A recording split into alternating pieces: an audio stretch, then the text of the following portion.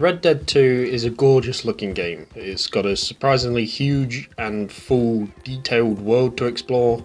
It's packed full of animals to study and hunt, there's plants to pick and craft with, and there's weather conditions that you actually have to deal with. But beyond the visuals, the game in its entirety was just completely disappointing, to be honest. The story as a whole was good, and I'll get into it more in a minute, but the characters to me were probably the most important factor of the game. From the get-go, you're introduced to this large group of outcasts who are as close as a family, and I really felt an emotional connection to some of them, even if that emotion was hatred for a couple of them. I did find it strange though that some of them were just completely underutilised, like Uncle or Mary Beth, and even Sadie for the first half of the game, who did go on to very quickly become my favourite character.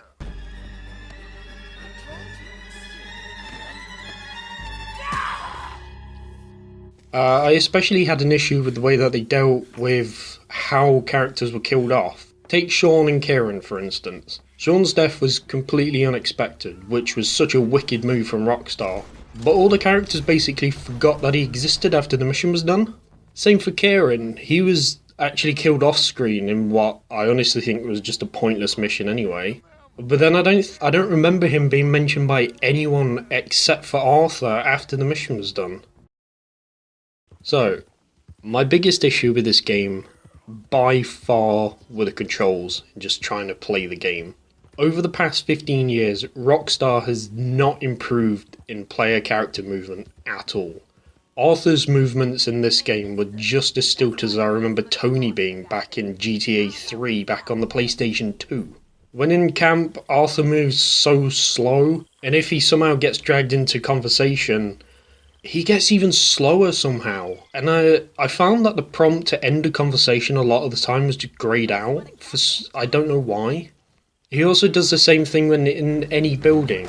Even if Dutch is screaming at you to hurry the fuck up, he still moves like a fucking slug. There's also a lot of unnecessary gameplay where it makes you play when they could just as easily make it a cutscene or have it, auto-move the character for you. The mission that comes to mind for this one is when you're riding on a horse, going back to the camp when you first come back from the island and they play the song in the background. I don't remember what the song is.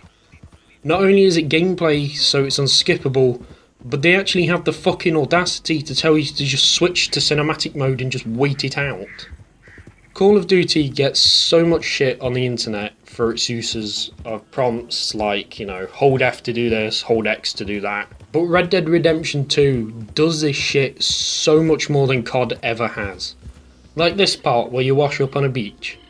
The game prompts you to push the analog stick, and then nothing else. It doesn't matter which direction you push it, he'll walk forward. In the end I was just spinning the analog stick in circles waiting for it to be over as he was just stumbling forward. By the way, this part lasted for 5 minutes, did a short cutscene, and then made you do it again for another 5. You're just holding the stick for no reason. Riding a horse is equally as annoying as being on foot, because you need to hold X to keep the horse going. But if you get anywhere near another horse or even a carriage, your horse will just slow down to match their speed, which is a good thing for missions, but annoying as shit when you're just trying to get to the other side of the map, which is a requirement so often in this game. Thank fuck they did add in the cinematic auto run, because I swear to God, in the 20 something hours it took me to finish this story, 8 of them were probably just riding back and forth between missions. Speaking of how long the story took, the main story just dragged on and on and on and on and on. And there were so many just filler missions in this game, and that were just purely unnecessary. Like the mission where you meet the guy with the boat in the swamp. The whole mission was just this: follow him for 5 minutes through slow ass water, find boat, shoot at croc. It was such a non-mission.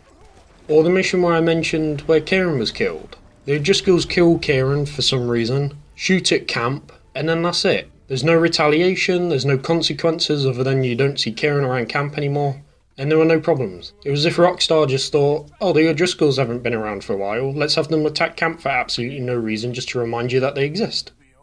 The game started out so strong. Up in the mountains looking for John, and I'm meeting the rest of the gang who are willing to follow Dutch's plan. But by the end, in fact no, by about halfway through, I was just begging for the game to end. I will say, I did actually like the ending that I got. I don't know how different the endings are, but for me I had Max on I helped a lot of people, and I chose the option to help John escape instead of going back for the money. I was happy that Arthur was happy in the end, that he knew that John's family and Sadie all got out. Mainly because they were the only characters I actually liked in the game. I never liked Dutch, and Micah was so obviously the freaking snitch. I really wish I'd been able to kill him, but all in all, I was pleased. I was satisfied with my ending. And then it cut to the epilogue. I did the first mission of it, looked up how long it takes, and then just declared that I was done. I refused to spend around another 4 hours playing this janky ass game where I hated every second that I spent playing it. That's what Let's Plays are for.